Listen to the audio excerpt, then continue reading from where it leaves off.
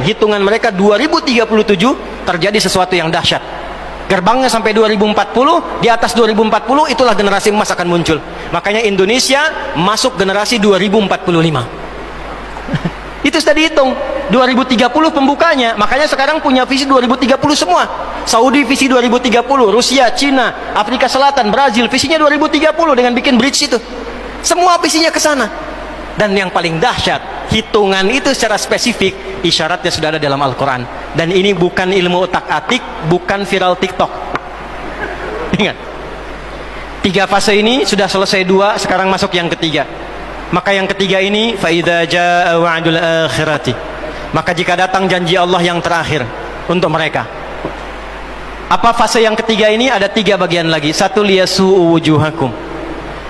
Yang kedua, waliyadkhulul masjida kama dakhaluhu awwala marrah. Yang ketiga, waliyutabbiru ma 'alau tatbira. Ya. 1 sekarang sedang diperlihatkan, liyasu'u wujuhakum.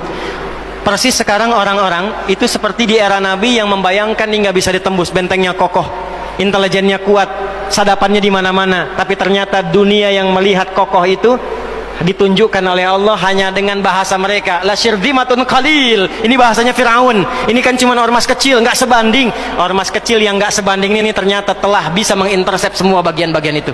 Dia bisa tembus bentengnya, dia masuk ke dalamnya. Liyasu'u wujuhakum. Tujuannya bukan untuk menunjukkan mereka mampu, bukan, untuk menggugah dunia kalian kemana saja. Yang kalian anggap itu hebat, itu mampu, itu dahsyat, ternyata bisa ditembus, dipermalukan di wajah dunia. 1, janji Allah tiba.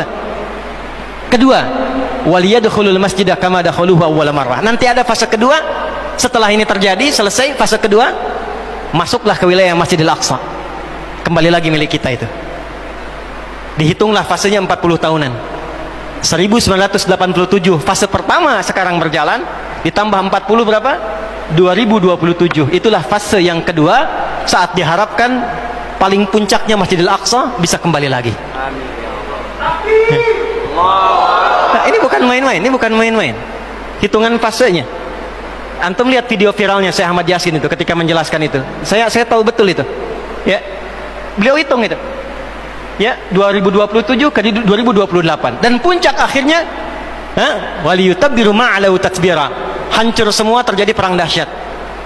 Hitungan saya sih tambah 20 tahun karena fasenya sampai 100 tahun. 40 tambah 40 tambah 20 100. Maka 2037. Silahkan cek orang-orang yang ada menghitung di pertahanan sekarang. Antum tanyakan pada yang di Lemhanas, pada di macam-macam. Bagaimana kekuatan dunia pergeserannya, saya yakin hitungan mereka 2037 terjadi sesuatu yang dahsyat. Gerbangnya sampai 2040, di atas 2040 itulah generasi emas akan muncul. Makanya Indonesia masuk generasi 2045. Itu sudah dihitung 2030 pembukanya. Makanya sekarang punya visi 2030 semua.